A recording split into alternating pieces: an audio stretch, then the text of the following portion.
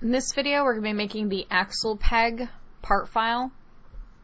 So what we're going to be doing is making this shape right here, but the easiest way to actually construct it is to draw a section of it and then to revolve it around.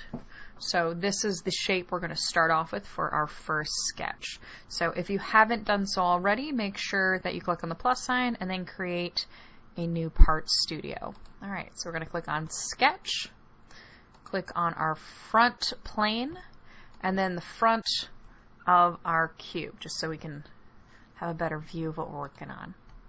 Alright, now we're going to put in our tallest dimension right here. So that dimension is, let's see, right here, it is 1.125. Alright, so I'm going to zoom in a little bit. Now what I'm going to add in is kind of this zigzag piece, just so we can put in a bunch of the lines all at once. Alright, make sure those are all 90 degrees from each other. So now we're going to start with this bottom dimension. Alright, so looking at that, it is 0.125. Alright, our next dimension is this one right here. It's going to be the height of that line. So that is 1 inch. Alright. So our next one is from this point to this point. It is going to be 0.211. Alright, and then next, that is tilted. Let me change that. Oh, well, I'll have to figure out what's going on with that in a second. Alright, so adding in our next dimension. This one is right here. So we have 0.031. Alright. So I'm going to have to delete that dimension and put that one back in. So I'm going to get the point. And this time I'm just going to get the line. That should fix that slant. Yeah, it didn't pull in the proper dimension there. So I'm going to change it. 0.211. So if you have the same issue where it's doing it diagonal, just delete it, put it back in, and make sure that it is lined up nicely with your X and Y axis. So vertically and horizontally. Alright, so the next piece we can see that we have everything except for this flat edge up top and the curve. So I'm going to put the flat part in first. Alright, add in my dimensions. So this one is right here. So we have 0.125. And next we are going to be using our arc tool. For this one I'm going to suggest the 3-point arc. It just makes it a little bit easier to put this one in. So we're going to click here, and click here. Alright, so what you want to see is that the shape turned that gray color on the inside and also that your arc is blue. If your arc is not blue and it is black, that means you accidentally hooked into this center point somewhere where now it's not exactly where you wanted it to be located. Alright, so now I'm going to dimension it. So my dimension here, right there, is 0.236. Alright, so you can see how the center point of our arc actually went onto our original line, and that's actually where it should be laid out. So that's good. So now we can revolve. So we're revolving our shape around our line, and now we have the start of our object. Okay. So the next thing that we're going to be doing is we can work on the part that we cut in. So I'm going to put a sketch on this top surface and go to top.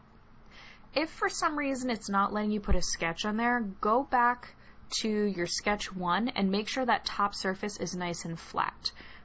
If you have any blue lines anywhere, it's most likely because something's slanted ever so slightly, and just make sure you have it nice and flat. You can use the, let me just go here. You could use the horizontal or vertical tool to level it out. Probably for the sketch 1, it's most likely going to be the horizontal tool that you might need to use. Alright, so we are going to use an inscribed polygon to add in this hexagon right here. So click on the center, click kind of far out. It doesn't really matter where you click as long as it's kind of inside and not connected to anything else. So we want 6.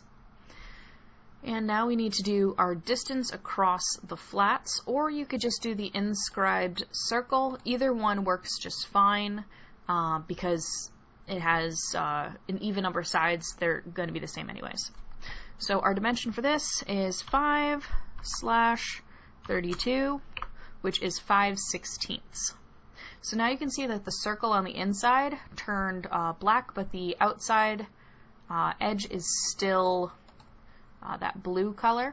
So we can use the vertical or horizontal constraint to straighten everything out and make sure that when we do our work drawing later on, it's going to look a little nicer. Alright, so now we can extrude this piece. I like to tip it to the side to make sure I'm actually doing what I expect, and I don't want add, I want to remove. And I want it to be blind, so it's going to end in my part. And my dimension, my depth right here, is 0.111. So that's 3 ones in a row. Alright, so that is that part. And then next we're going to put in our chamfer. So I'm going to tip it so I get a good look at the bottom. So where you find the chamfer tool is your tools. If yours isn't squished like mine, it might just be right there. But for mine, I'm going to look for the fillet, go to the arrow next to the fillet, and then click on chamfer. Now from there, what you can do is click on this edge, and I did a trial run of this, so it's already set to the correct distance. If yours is set to the wrong distance, I'm just going to change it for a second just so you can see what I mean. If you have it set to something that's too large, it's going to show up with this orangey red color. That just means that the chamfer's too big and it's just not sure what to do, so it's just kind of like, hey, help. So we need to put in the proper dimension. So for this one, it is 0.03. And you can see that now it turned into that yellowy orange color, so you can see that it's working and you can actually see what it ends up being. So depending on how you place it in, you might have it as equal distance, which means that both of them are going to be the exact same distance. So that means it's going to be at a 45 degree. And you just need to put the distance in. There's 2 distance where you'd have to put in each distance separately, or there's distance and angle. So for this one, you could use distance and angle and just make sure your angle is 45, or you could use equal distance and it still comes out as 45 at the end. So either one of those two works well for this one. Okay, so now for the last part. So the last part is the thread. So in this program, it's a little weird how you put in thread. There isn't exactly a thread tool.